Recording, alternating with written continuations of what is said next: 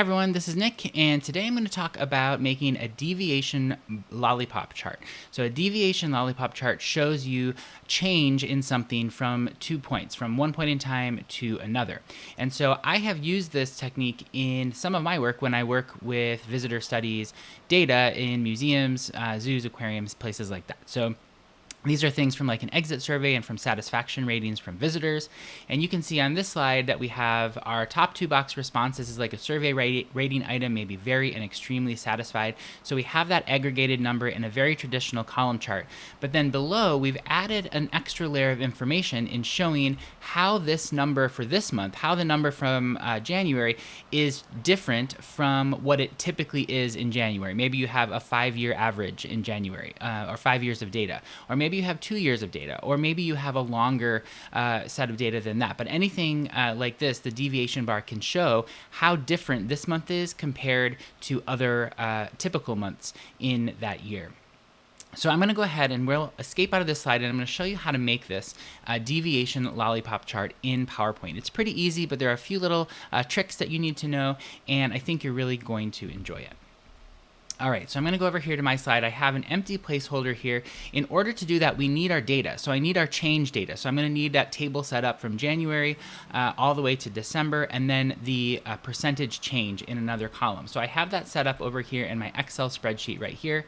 I have my months here, and then I have the change here, -3% in January, -1% in December. You can see that my satisfaction is higher. It looks like it's going to be higher this year in those sort of summer and fall months than it is in the winter. Maybe this is from a zoo and it's really cold outside in a zoo, so nobody likes to go there. So, okay, so what we're going to do is I'm going to copy this set of data. We're going to do Control-C. Let's go back to our PowerPoint slide. I'm going to go ahead and click on this little chart icon to open the Insert Chart menu. We're going to go ahead to the Line Chart option, and then all the way over here to the line with markers. I'm just going to click that, and then I'm going to say OK. Now, it's going to give us, in that placeholder, it's going to give us sort of PowerPoint's stock line chart with 3 series of data. We only need a few, but I'm going to go ahead in this cell A, right here, A1, in the source data, I'm going to go ahead and say Control-V to paste. We're going to paste our data there. Now I'm going to go ahead and get rid of C and D. We don't need columns C and D. We can just delete those. And now you see that I have the makings of the chart. So I'm going to go ahead and close the source data right there. And let's go ahead and move that title over, just do a little bit of chart tweaks here, and we're going to get rid of this legend here. That comes by default. We're just going to get rid of it because we don't need it. Now you can see that the labels, the axis labels, the month labels, kind of show up here in the middle. So we need to change the position of that. We're going to do that by clicking the labels right here. In the Format Axis menu here, we're going to click on the bar chart. We're going to go down to the Labels option. And you can see right here it says Label Next to Axis. But we want to either change it to high or low. If you change it to high, it's going to go above the axis, it's going to go above the chart. That could be something that you might want to do. Or we are going to say low. And if you say none, it's going to get rid of it completely. So we're just going to say low, and this means that if you have any negative values, the x-axis labels will show up below those negative axis labels. I'm going to go ahead and increase the font size here so that we can match our other chart. It gets up to 16. And maybe I'm just going to move that plot area in just a little bit. Okay, now I have to work with the lines and markers to create that lollipop. So what we're going to do is first I'm going to highlight anywhere, I'm going to click anywhere on the line to highlight the series. I'm going to go ahead and get rid of the line. We don't need the line, so we'll say no line. Now we're just left with the markers. And now let's play with the marker size. Let's go, we're going to click on the marker menu here, click on built-in, and make sure it's set to that circle. And then it's 5 points right now. We're going to go all the way up to 15. Let's actually just go to 20 points and see how that looks. Perfect. Now it looks like I'm going to go ahead and add labels to my markers here. Add data label, right click. And you can see my values show up there. Let's go ahead and make these white. And then we're going to change the position so that they show up in the center of the dots. Now it looks like the highest that I have is 6%. So let's go ahead and work with the axis right here. Let's manipulate the maximum and minimum. Let's go ahead, click on that axis. Over here in the Format Axis menu, it's set to -0.1, which is -10%. Let's go ahead and say -0.08. That would be 8%, and then the positive will be 0.082. So click on enter. And then the major, we have to go ahead and say, let's say 0.04, so that we just get the 0, 4, 8. There we go. We probably don't even need this axis because we are directly labeling those dots, but sometimes it can look good from sort of a design perspective. If you want to sort of fill a little bit of that white space, you can go ahead and play with it. You could actually just delete these grid lines, just click on them, delete them, and then also delete the axis and see how you like that. We can actually do that at the very end, and we'll see which option we like best. Okay, so now we need to create the lollipops, so those sticks that the chart will, or that the dot markers will show up on. So there's a couple different ways that you can do this. One way that you can do this is highlight the markers, click on the little skittle over here, that plus sign. We'll go overhead, we'll go here to up, down. Let's see, where are the trend lines? Oh, it looks like actually we don't have this option, so what we're going to have to do is go up to the Chart Design tab, click on Add Chart Element, and here's where you have this Lines menu. You could say Add Drop Lines, and when you add drop lines, you can see that there is a line that comes from the dot all the way to the axis, whether it's negative value or positive value. It goes right down to that axis, which is pretty cool. Let's go ahead and just update it to maybe 1.5 points, maybe 2 points, just so you can see it. And I would like to keep it gray, but I want to show you something really quick. I'm going to put it really black so that you can see it. Now it looks really nice in my slide here in normal view. If I put this into slideshow mode, if I'm going to present this in a slide and you added those drop lines, let's see what happens here. If you look closely, you can see that line actually appears over the dot. It doesn't go right to the base of the dot and stop. It goes into the middle of the dot. This is a problem with PowerPoint. And so there is a way that we can fix this using the error bars instead of the drop line. So let's go ahead and escape, and I'll show you that trick right here. I'm going to go ahead and delete those drop lines, and what we're going to do instead is we're going to add error bars. So I'm going to go back to that skittle right here. We'll click on the little error bar menu, and I'm going to say percentage.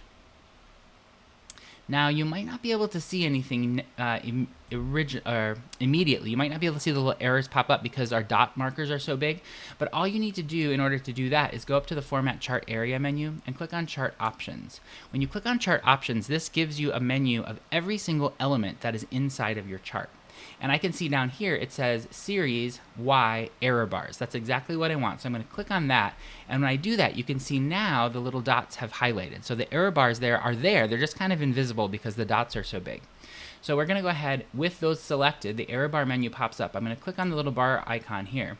First, I'm going to get rid of that menu. Click on that. So it's asking me for the vertical error bar direction. I'm going to say just minus. And I'm going to say no cap, and then percentage, right now it's set to 5%. I'm going to go ahead and say 100%. What that means, what that makes it do, is it will move that error bar from the middle of the dot to all the way to where the axis is, no matter where that is. So it could be up, it could be down, but you can see now that the dots have made their way down to that x-axis. And I'm going to go ahead and update the point size to 1.5. And now, let me put it in slideshow mode, and you'll be able to see that now the lines, those error bars, the sticks of the lollipops, only go immediately right to the base of the dots, which is pretty cool. So that's a nice trick if you're working with dumbbell dots or other dot plots in PowerPoint and you need to present them in slideshow mode. Make sure to use that error bar trick instead of the drop lines. Okay. Now this actually looks like a really good chart. We could completely finish our time here and it could just serve its purpose. But you can see there's another little trick here. There's another little design element here that I use, which is anything negative was red and anything positive was blue. So it's kind of that conditional formatting there. Let's go ahead and I'm just going to show you, you can click on these dots here and you can update the fill color. So let's go ahead and update that fill color there. Solid fill. I'm just going to turn it to this sort of aqua teal blue. So that's really nice. Now, if you double click on one of the markers, you can go ahead and now update just the color for that marker.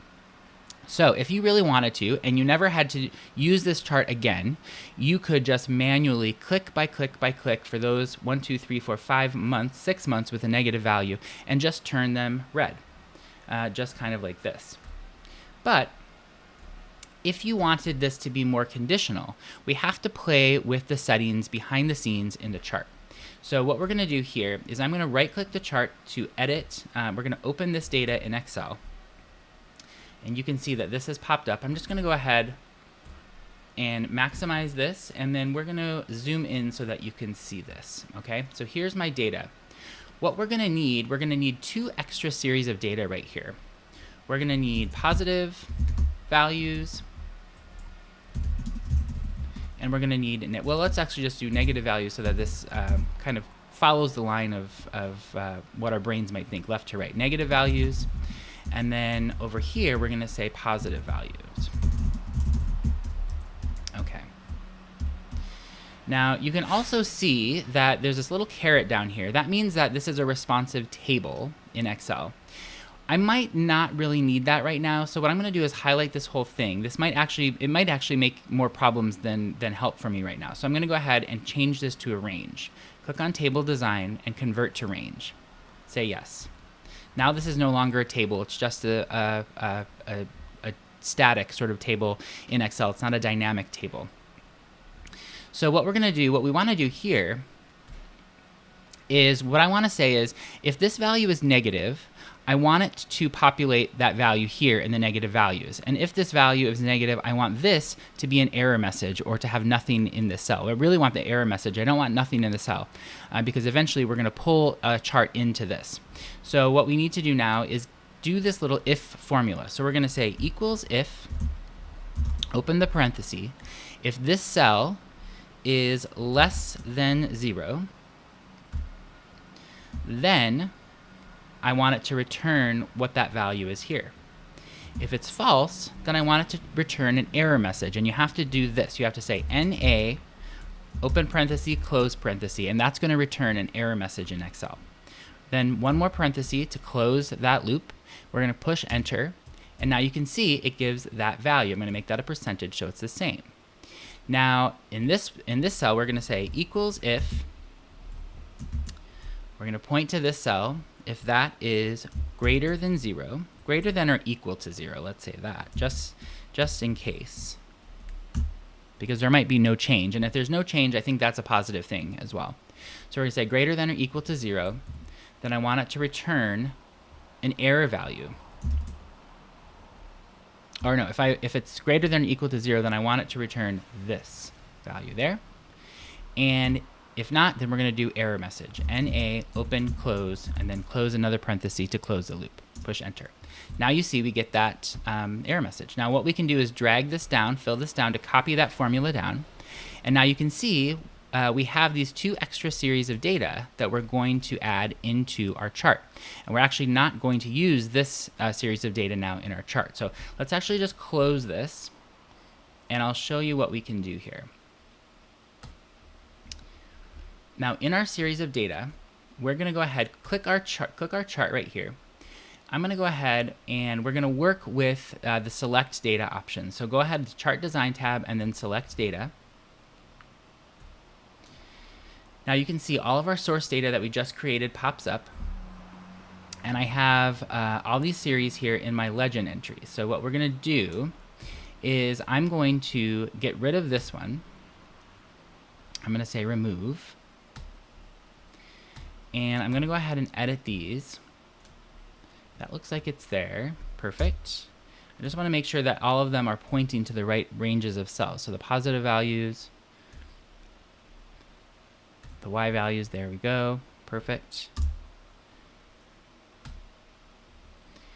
And I think we might be okay. So now what we should do is click OK.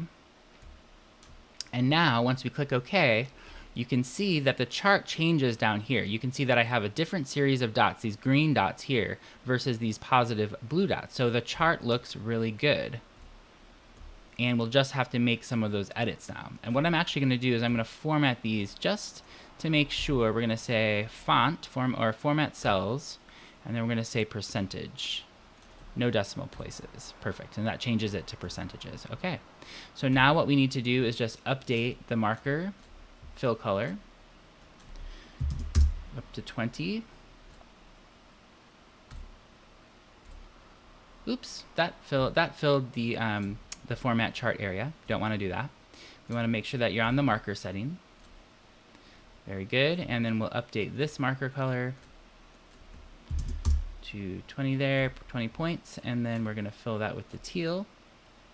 Awesome. We're going to say no line to all of these. And we're going to go ahead and add labels. You can see it treats these as two separate series of data because they are. So I'm going to go ahead and turn that white. We will put those in the center. Add data labels here. Put those in the center and make them white. And now we need to go through that error bar option again for each of these because since it changed the series of data, we also got rid of those error bars. So we're going to go, let's just do it from this side. Highlight the blue section, chart design, add chart element. We're going to go ahead and do line. We're going to do error bars, percentage. And again, we're going to have to go back here, click on that, minus, no cap, 100%. Now you can see that works. We're going to go ahead and edit this to 1.5 points. Beautiful. Now we have to go to our negative values and add those error bars again. Add chart element, error bar, percentage. Go back to that series option menu. Now we have the positive Y values there, or the negative values there. This is for the negative values.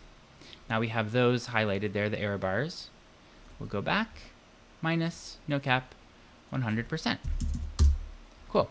Now let's edit that, make sure it's 1.5 so that they're both consistent error bars. And now you have this really pretty deviation lollipop chart that is kind of cool. Then I would add the title on the top just to highlight that this represents the change between whatever our sort of typical averages for that month. And it adds an extra layer of information to your chart. Your audience will be able to tell whether or not this month is better or worse, or maybe the same as the months before it have traditionally been. Pretty cool.